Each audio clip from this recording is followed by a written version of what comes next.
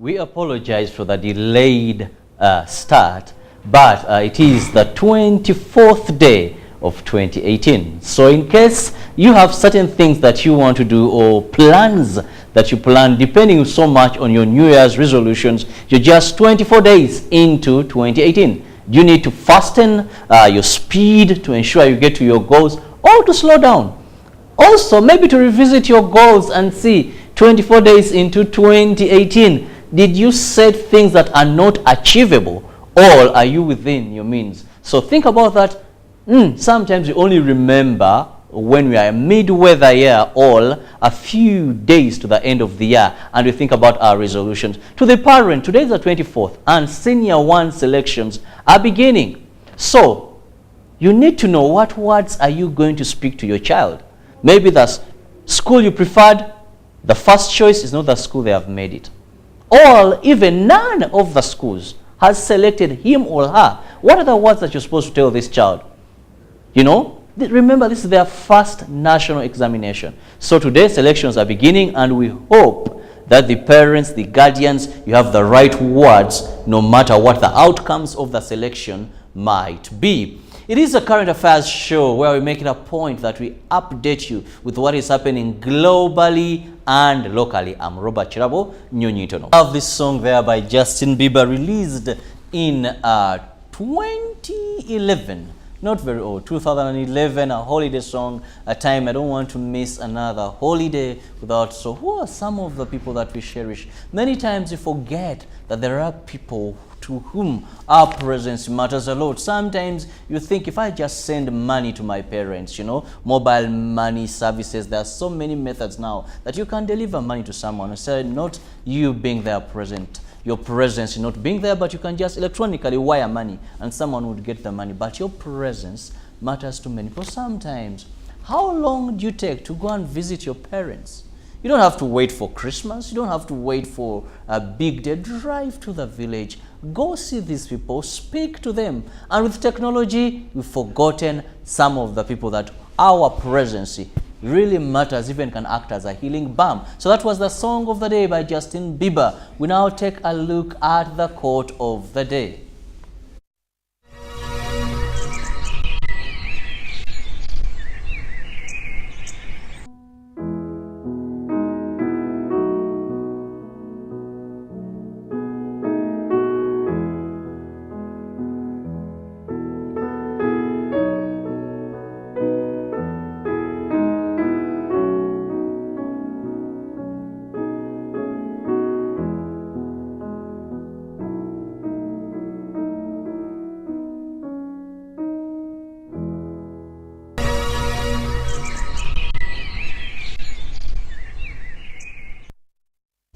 Lovely, lovely quote. Nothing is impossible. The word itself says, I'm impossible. Wow, what a lovely quote there to inspire you this morning.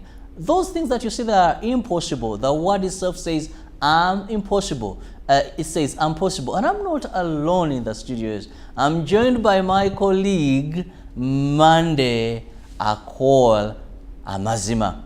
Comrade. Yes. Wow. I love your color mix.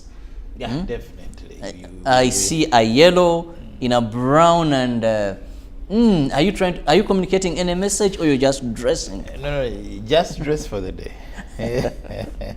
Lovely quote. Let's just look at the quote of the day. I just love the combination. You know, these days, sometimes you want to put on something and you wonder, what message will I portray? But people should know, sometimes you just wear for the sake of good colors. You know that era when we are communicating through our dress code has just passed, especially last year. Towards the closure of last year, of course, the red and yellow were colors that were communicating certain message. But I think after that, now we are free to really to dress for the occasion. Yes, and maybe during political times when you are in blue, some will know that again this one is a Najana Kombi person. But now after elections, you're free to put on the way you feel like. Yeah, but now let's go to the quote of the day when say nothing is impossible. The word itself is impossible. In other words, the word can stand for the mission. it can stand for the activity. That there is no mission, there is no activity that is impossible. It is always very, very possible as long as you can have the right attitude. For example, people who never look at failure in everything, people who look at the possibility of doing something will always succeed. Yes. Well, that was the quote of the day. I just hope that you're going to reflect on it throughout the day. This quote is there to inspire you, to motivate you, and also to encourage you. Sometimes there are challenges that might come your way, but just remember these few words. Nothing is impossible.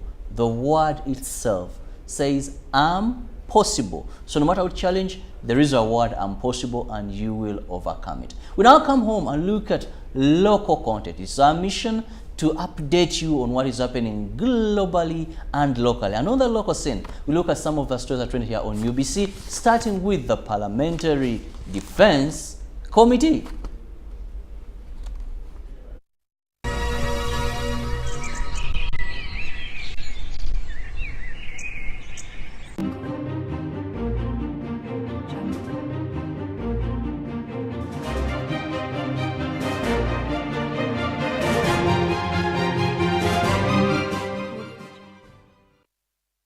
Constitutional requirement.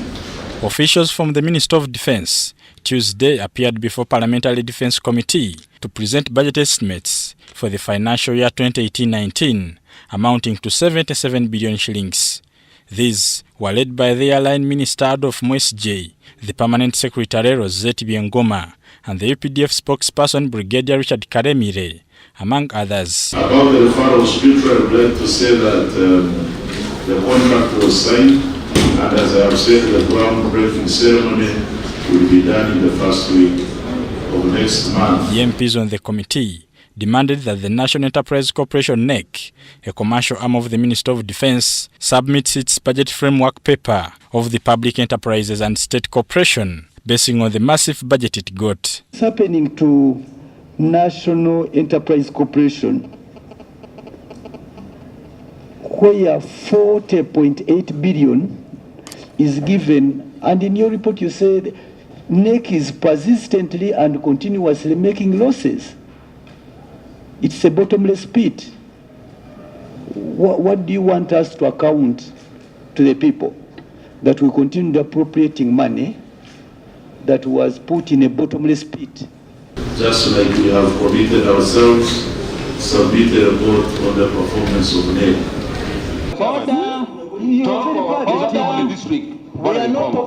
The meeting later turned dramatic when MPs questioned UPDF officers over their involvement in arresting murder suspects and detaining them without police involvement.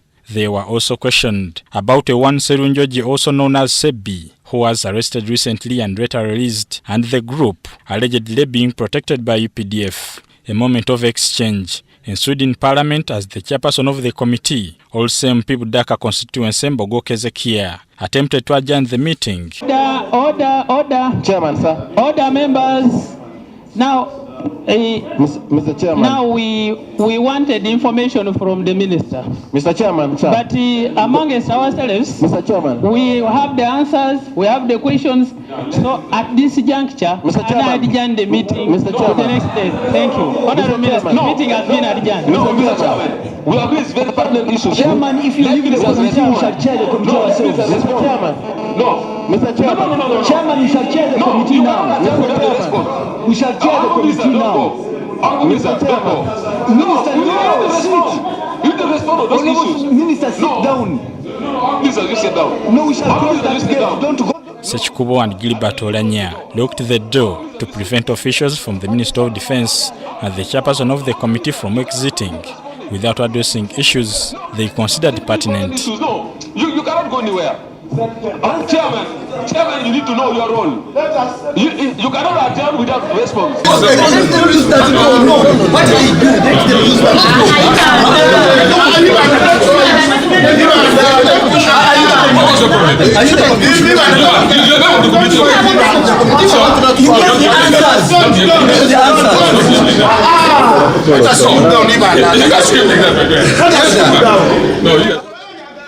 The scuffle took some time, although later the ministry officials were allowed to walk out with members threatening not to pass their budget. We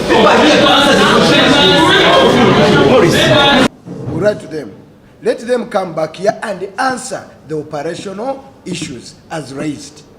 Because the chairperson has to stand by all means and in all ways with the committee. Because we are seeking answers. Legislators accused the chairperson of conniving with the guests to prematurely end the meeting. And we examine the role of the chairperson and the vice chairperson. Remember Nabakoba. They had challenges. We did not expect this from our senior member. You are a senior, more senior to... Man, you're a chairman, yes, we know. You have got all the mandate, the powers within your hands, but you must respect members of parliament. We can respect each other's suggestions. We can respect each other's mind. We can respect. Then these other things wouldn't even come in. But as this one here is presenting, another one is also interjecting. Now, in most cases, we look like children amidst the visitors who have invited. They agreed to summon the Minister of Defense for explanation before any other matter is handled. Bernard Yiga, Parliament. Well, thank you, Bernard Yiga, for that story at Parliament, where we see Parliament, that is the Parliamentary Defense Committee, turning into something else. After officials from the Ministry of Defense had gone. These were budgetary issues, presenting their proposed budget allocation of about 77 billion. Now, to the interest of members of Parliament, who at any point have the audacity to write and invite for clarification from these members of Parliament after the issues of the budget diverted to something else. We all know that army is different. Monday, when we see members of Parliament continuously, you know, from last year's episode when Parliament turned into an action movie theater to what is happening. A battlefield. Yeah, well, a boxing ring. You know, a boxing ring. It was drama. If you look at those clips, you know, it's like they were acting something, a very actually interesting movie to watch, if I might term it that way. Now, it seems the actors, they're still continuing. No, I just want to say this, that from what has been going on in Parliament, especially in the Defense Committee, I think the skills of the chairpersons are really wanting. Yeah, I just see that the chairperson is not the right person to perhaps chair that committee.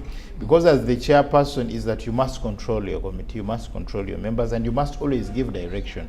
Therefore, you cannot end such a committee prematurely just because of your failure to really to control it. Because remember, is that time wasted is never regained. In other words, again, they'll have to come back to discuss this. But Monday, in your opinion, was it called for? We know how army operates, and even all other bodies that have come to Parliament. When you come specifically to explain the budget and the other issues that arise, the proper would be tomorrow come back with this and this and this for this explanation.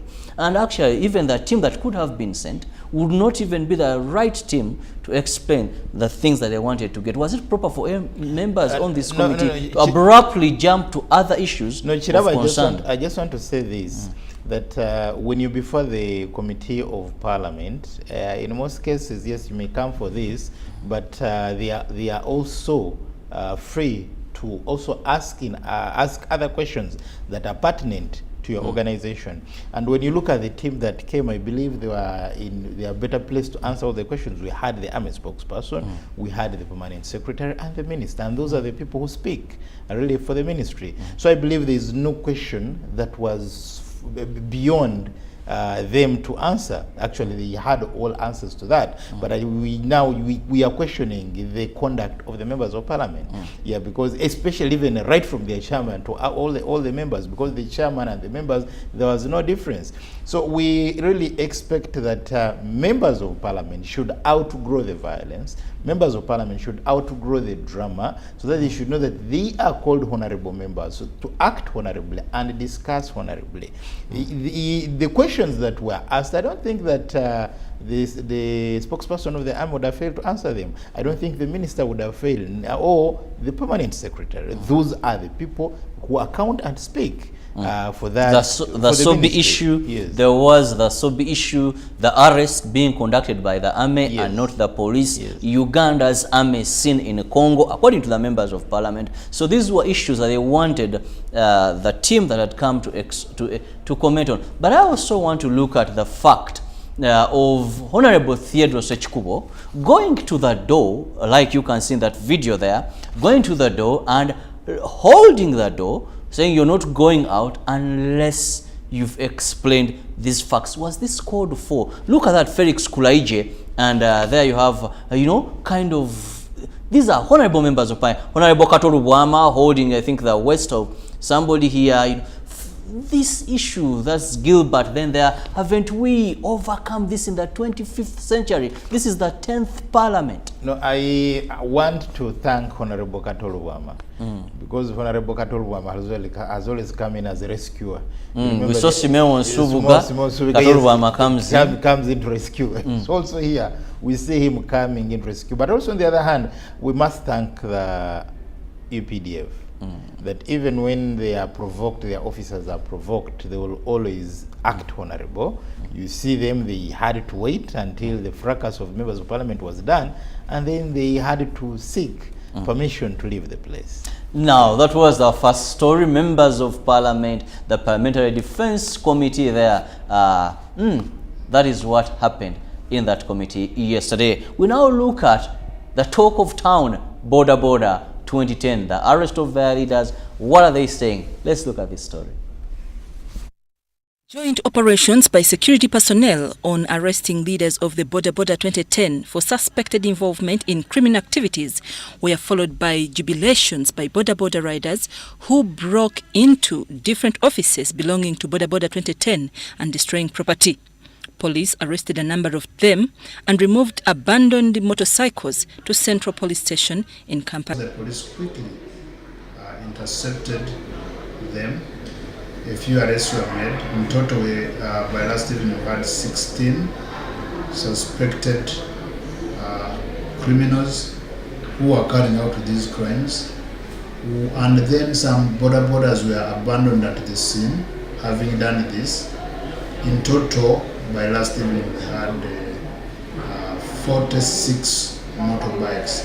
We agreed that the suspects will be kept and investigated at their various divisions. The spokesperson Emilian Kaima says these are going to be handled with an iron hand for others to learn that taking the law in their hands is criminal. Inciting violence,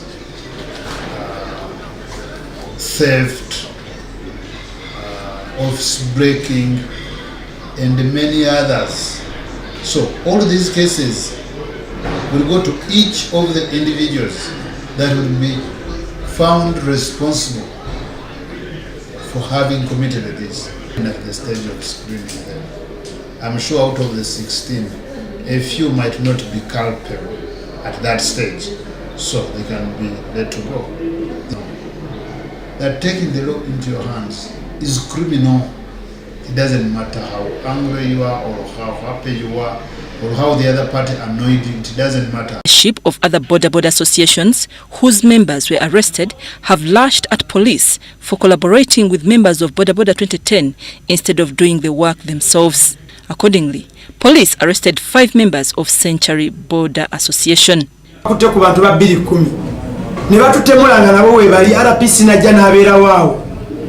N'atakwata bantu abo nga babamulaga nti wuyo ne wuyo ate okulanga ate bantu bebasongamu bebakwata abo babalipooting ne babatwala ffe tubadde tusibwa eva neva nakati era ekyakoleddwa yaze n'apikinga abantu baffe n'abatwala zaba kooti zonna zitunulira abaana abo batemulwa buli alina embale. Well, Lubaga Division NRM youth members have initiated a process of impeaching the chairman of NRM party in Lubaga, Abdallah Chitata, now jailed for alleged involvement in a case clinic staff murder. As a person, has confessed many illegalities that cannot stand to to be a chairman of Rubaga district. So far, Bravo another point that Chitata is a powerful person, as he calls himself, that is talking to Kaipula, is talking to President. A lot of gangs has created a lot of criminals, has a lot of criminal gangs, and you cannot actually stand with Chitata anymore. For us as youth in Rubaga, as the leaders of Rubaga, particularly in any area and in youth council, because we are all in area and youth council, we cannot stand with Chitata. And actually, we are appealing to the national chairman, Mr. President, Vice Chairman, Mr. Chigongo, and Mr. Tango Doi to organize another new election for the Rubaga, because you cannot go further with that criminal. His name has been seen in so many occasions of violation of human rights. They have violated the rights of borders. You can take an example. One time I was on a border at Inamirembe Road, and the guy was taken and brutally beaten. I'm Nafka Farida and Gloria Gwitabinji reporting. Well, that is what is happening. Two wrongs do not make one right. However much you're offended, as police spokesperson has put it very clear, it doesn't matter. It's not a guarantee for you to take the law in your hands. Then Chitata remains a suspect. The laws of Uganda are very clear. You are presumed innocent until proven guilty by a competent court. Today there is something you call the public court. It doesn't exist in Uganda. There is a competent court, and there are processes to go through in case someone's leadership post has to be vacated. It is well stipulated within the laws of Uganda. Monday, one warming up for leadership, very excited. Others feel angered. They take the law in their hands. Now the whip is cracked on them. Then they condemn police. I just want to say that all those people who could have been offended by the Border 2010 in one way or the other, all those people could have been annoyed in one way or the other by Chitata's actions and inactions. I think I just call upon people, let them be patient. The law is very clear that once you're convicted and after 9 months, you're supposed to vacate if you're in your elective position. So really let people not get excited. No. If you let them be patient, if he's convicted, sent to Luzira after 9 months, the party will do the rightful thing. And besides being chairperson of Rubaga division is not something really that has to cause NRM as a party sleepless nights, that they really have to fill the position. There is a vice chairperson, there is a whole executive. So whoever is inciting those youthful people from Rubaga should really stop, because ideally it is not adding to any good. Now to the issue of the borders who really came up to ban, they are abstracting justice. Because you are saying the person is a criminal. But again, you are banning the documents that they would have used to pin the person. So now, which is which? Should we say that also you are accomplices in the atrocities, that you are trying to use this to hide in the fact that you're jubilating and hiding evidence? So I think that here police really is spot on. These people really need to be arrested. And as the spokesperson said, they really need to be severely punished. Yes, because ideally, that is an office. Chitata is a leader. He has been arrested. If he goes, that means it could the organization can come up with another leadership, and they want documents from where they can start. Well, that is all we had for you as regards to the trend here on UBC TV. We now take a break and we return with press review. It is Good Morning Uganda, and please stay with us.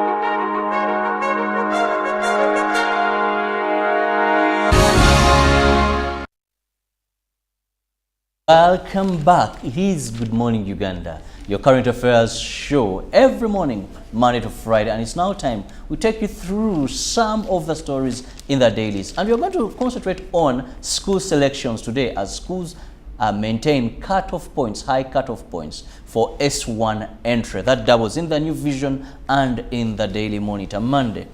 You have the same story that I have. All dailies have this story today. Yeah. When we look at schools maintaining high cut-off points or entry points to Senior 1 for the candidates that started last year in PLE, what is your take on this fact that we know when we look at last year's performance, urban centers performed better. Schools in rural areas didn't perform. You can't compare, actually.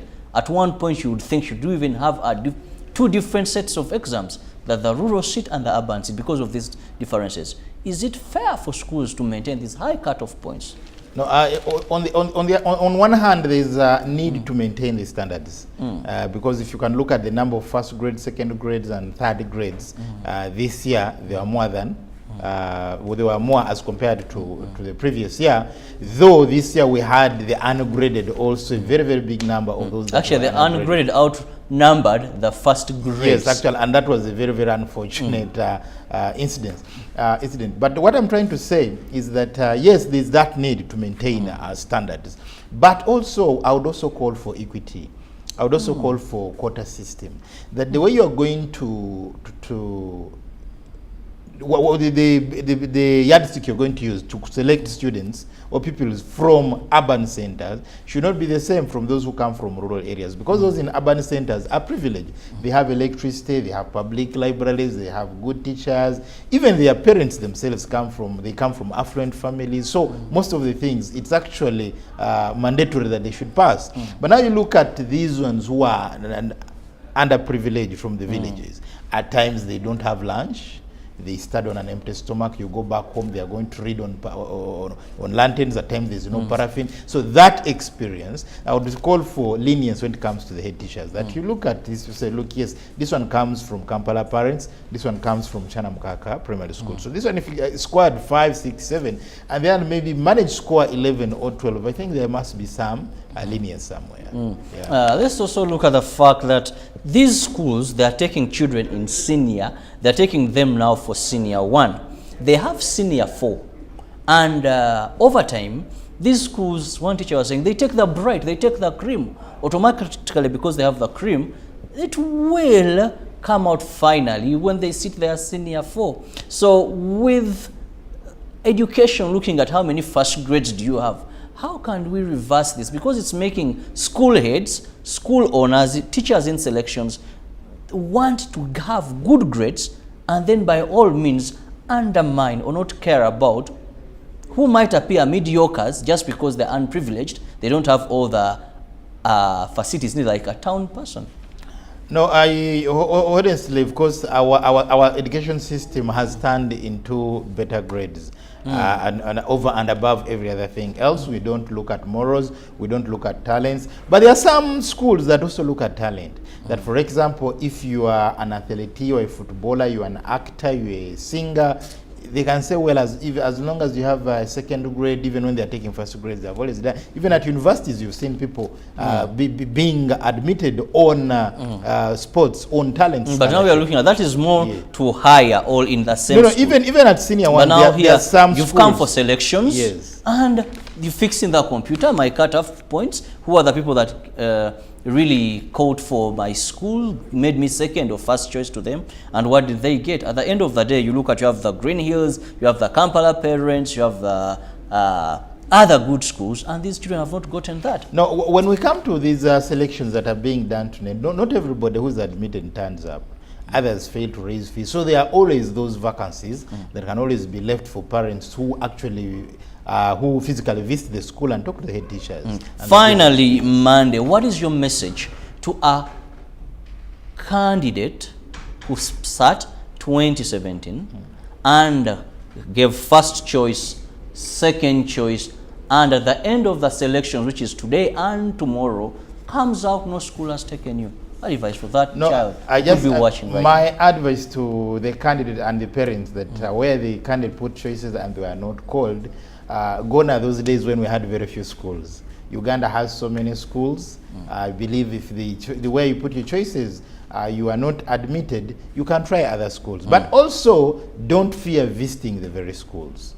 Yes, because not every student that is admitted shows up. Therefore, those vacancies that are not occupied or are not taken up, parents can still negotiate with the head teachers of those very schools, and you never know, they can find themselves being admitted. Yes. Lovely there. It's not the end of the world because you've missed out on selections. There is still a lot. So parents, encourage these children. Mind the words you're going to use. You know, you wasted my money, not even none of the schools of your choice took you up. Those are rude, they have feelings, and we need to encourage them. Remember, this is their first national examination that they sat. There are other 2 sets to come. That is all we had for you in the first segment of Good Morning Uganda. We now take a break and we'll return with our experts, that is analysts in sports. But before them, we shall have our environment protection segment, which is Don't Kill the World. Good morning.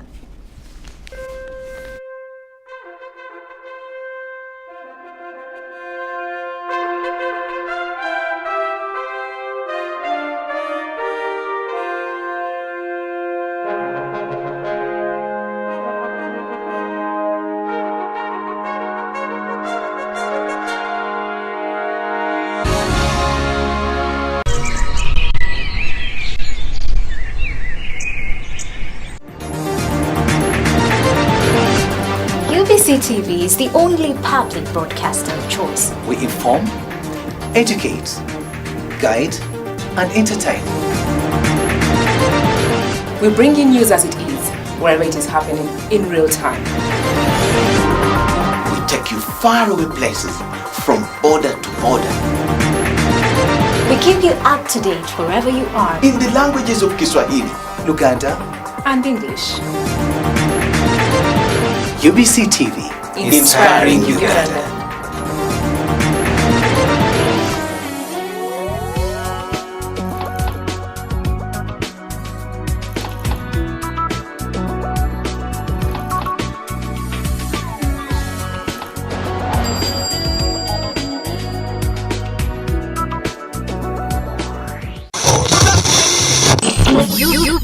UBC Radio 98 FM. Maru dus UBC Radio. Maru UBC Radio. Programs miss Sunday. Radio me UBC. Apoyo.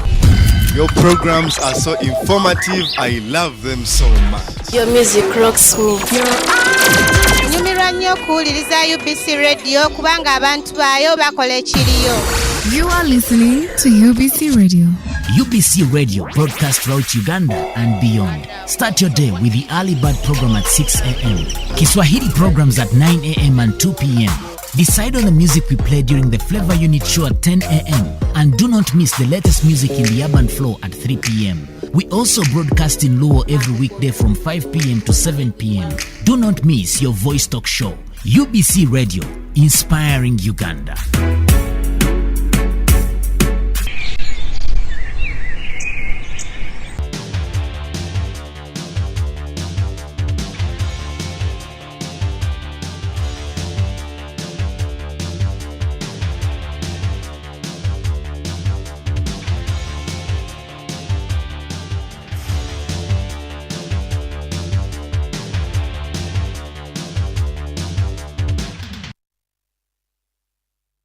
Good morning once again and welcome to GMU Agenda, where we look at an issue of national concern. And today we are going to assess and look at the 22 years since the NRM liberation. Remember, on the 26th, we are going to be celebrating this day, that is at Boma Grounds in Arua. And with me is Uganda's Deputy Permanent Representative to the UN, Ambassador Chintu Nyago, who is an NRM cadre and of course is here to tell us a few things of the struggle and their achievements on the as we look at 32 years of liberation.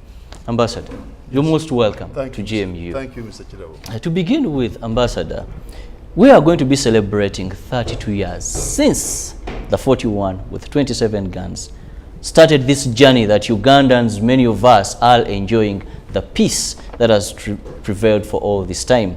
Ambassador, are we still on course? Because Ugandans might be looking at the long period of time but not looking at maybe are we still on course? Thank you, Mr. Chirabo. I think many of the objectives have been realized. For example, there was the objective of having democracy in the country. And today, Uganda is a democratic country. There may be challenges, but there are regular elections, we have parliament, we have local governments, and well, there is democratic institutions. There's freedom of the press, for example. Another of the key achievements has been our contribution, say even internationally, regionally. For example, you find that Uganda now is in Somalia. Somalia had problems in a way similar to the ones we had here. But Uganda, President Museveni and the government of Uganda and the region contributed greatly to establishing a peace force called AMISOM, or the Peace Force for the African Union in conjunction with the United Nations, to stabilize Somalia, and it has helped a lot to bring about some peace in Somalia. Had we not done that, we would have had worse problems than the ones we had in 2010 when we were attacked by Al-Shabaab, or even Kenya had many problems. So we were containing global terrorism. Uganda has also played a very key role in stabilizing of South Sudan. We have contributed in the stabilizing of South Sudan. And also Uganda, President Museveni is the mediator in the Burundi peace process. Internally here, also other issues have been achieved. For example, gender. Women now have a voice in Uganda, or have a bigger voice or bigger role in the management of our society than they were before 1986. Education has also improved, amongst others. You've talked about education, democracy. These are achievements still of the NRM, which many can see, obviously. But let's look at empowering Ugandans in terms of improving their livelihood, in terms of improving the economy. The economy, Mr. Chirabo, was improved. The economy now is much better than it was. You find that there's more investments. You find, at one time they were saying that, a statistic that exists says that in 1986, I think Uganda was collecting, the government of Uganda was collecting taxes worth then 5 billion shillings. Now we are collecting a lot of money, much more, say possibly 15 trillion or something like that. So you can see that the economy has definitely improved in that regard. There's more construction, and people are wealthier. But that said, there are still some challenges. We need to ensure that we broaden further the economic gains. We need to ensure that the social sector, social services further broaden. For example, UPE. We need more schools, like say in Kampala, we need more schools for university education and technical education, and even Wakiso district, and so forth. Mr. Chintunyago, anyone who was in Uganda by then and comes back to Uganda today, automatically the success stories are visible.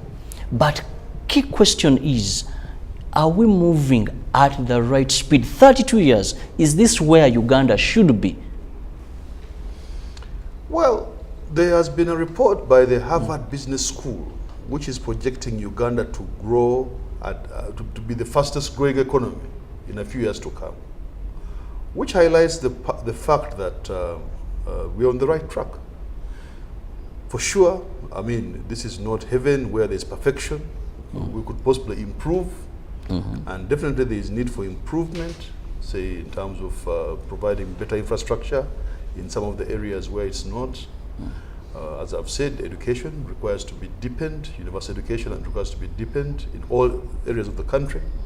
So those are some of the factors that are skilling the population. We need vocational schools in the urban areas like Kampala and Wakiso, where there are many youths who are possibly getting unemployed or are unemployed already. So they need to be skilled if they are to contribute meaningfully to this economic growth. Well, also, I want us to look at the fact that one of the reasons that saw the journey of the Liberation War begin was instability, lack of democracy. Today, Uganda, we have elections, like rightly put it or emphasize that. But how are we doing in the term of democracy, Uganda, at 32 years since the Liberation War? Regarding stability, Mr. Kirabo, another of the achievements has been that for the first time, Uganda as an entire country is secure. Secure in the sense that you find, for example, in early 80s, Karamoja had problems because after the removal of the Idi Amin government, the people of Karamoja, some Karamojong people, raided the military barracks and got guns. And there was a big problem of cattle rustling within Karamoja initially, and then also regionally. The Karamojong began even, attacking their neighbors. So Karamojong became over time ungovernable because of the small arms that had proliferated in that area. That was solved. Now there was the war in Luwero, which caused enormous damage to that area, and people are yet to recover from that. And the Obote government failed to contain that insurgency.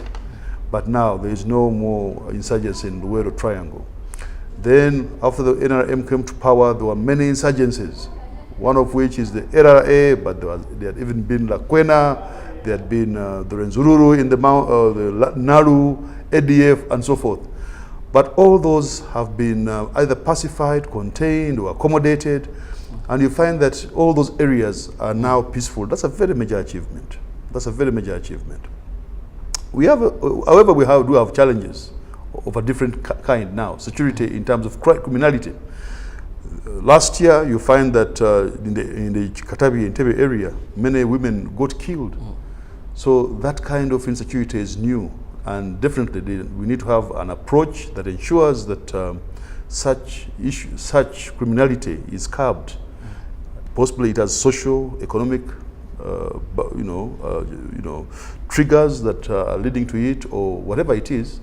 As government, it's our responsibility to ensure that all Ugandans are secure. Then there's the issue of land tenure security.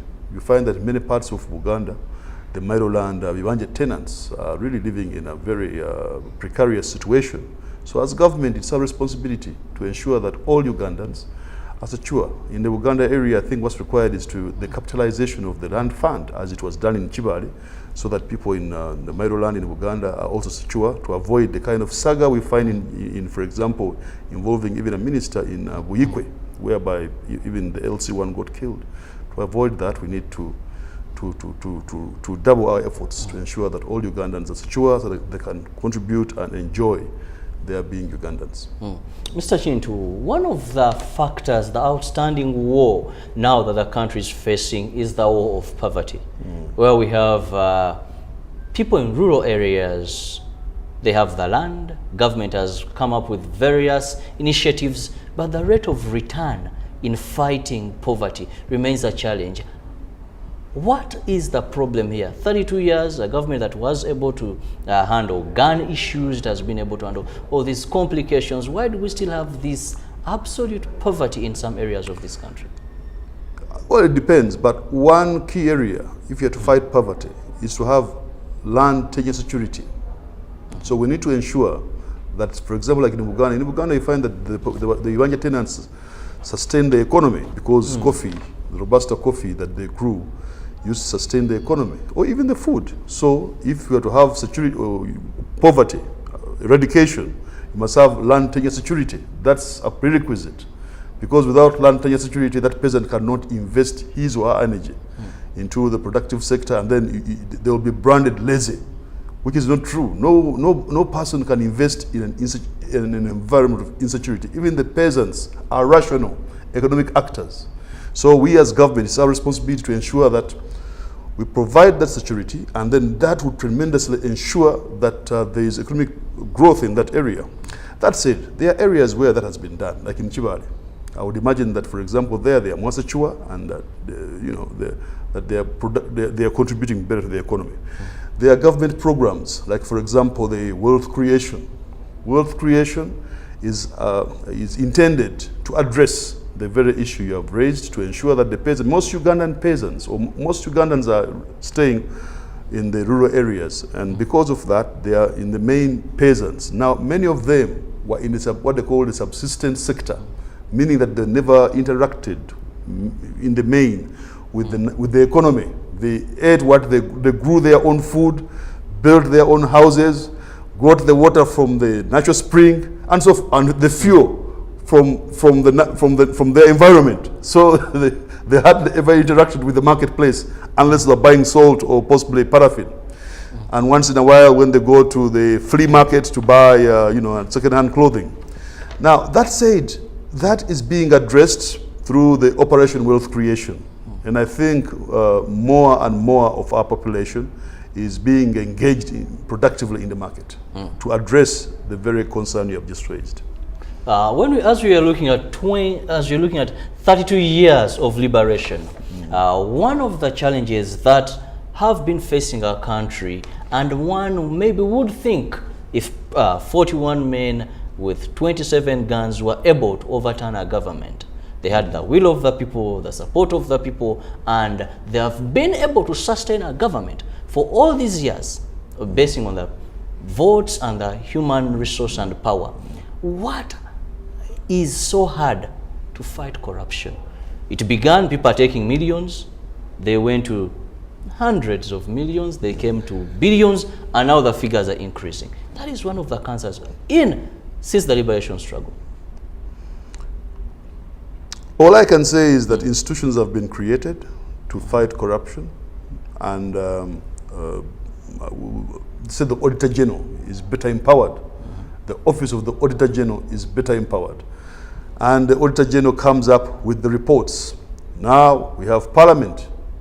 Parliament also has watchdog committees that are supposed to interrogate the issue of raise of corruption. We have the institution of the IGG, and so forth. So I think the institutional framework and the laws are strengthened. So the institutional framework is there, and what's required is further political will to ensure that the issue you have raised is addressed.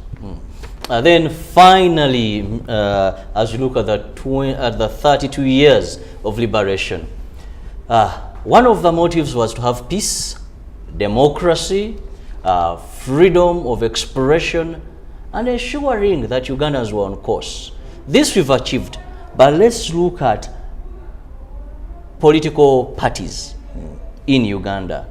At the time we are going to celebrate 22 years, we are having a multi-party dispensation. And this could have been the dream of people that went to the bush to ensure that we have a system that flows normally. Mr. Chintunyago, just yesterday we saw FDC divided, some saying we are not going to support this initiative of Chiza Besigye. As we had this move, we see the NRM also moving on. Are we on course? Was this one of the desires that you see a Uganda operating this way, politically, with free political space, but wondering if you're on the right course in the time of democracy? Mr. Chirabo, to have democracy, you must have Democrats. Now, what the NRM has done, I mean, it's like having Christianity. Or to have Christianity, you must have Christians. Even if you have a Bible there, but the people are not convinced to be Christians, it won't help. Even if you have churches, the people who go to those churches must have a Christian ethos, must have a Christian philosophy, must live like Christians. Don't just behave like a Christian on Sunday when you're in church. When you leave church, as the second commandment says, love your neighbor as you love yourself. You see, you must believe in one God and love your neighbor as you love yourself. Don't just, be Christian when you're in church for those 30 or so minutes. Now, to have multi-party democracy, we must have Democrats. Now, unfortunately, in the opposition, some of the leaders there are not Democrats, like Mr. Kiza Besigye. Mr. Kiza Besigye attempts to impose himself on others. He does not, he's not consultative. So those are the problems. But now, on the advantageous side, we as government, the NRM, we have put in place the legal, political framework to enable multipartism to thrive. So Mr. Kiza Besigye, that's why he's having problems. He's having problems because he's trying to impose himself on other Ugandans, and they don't want his work methods. Well, it's been a pleasure hosting you. That is Ambassador Chintunyago, who is Uganda's Deputy Permanent Representative to the United Nations and an NRM cadre. From the rest of the team, wishing you a lovely day. Up next is Business Today, and please stay tuned to UBC TV. Good morning.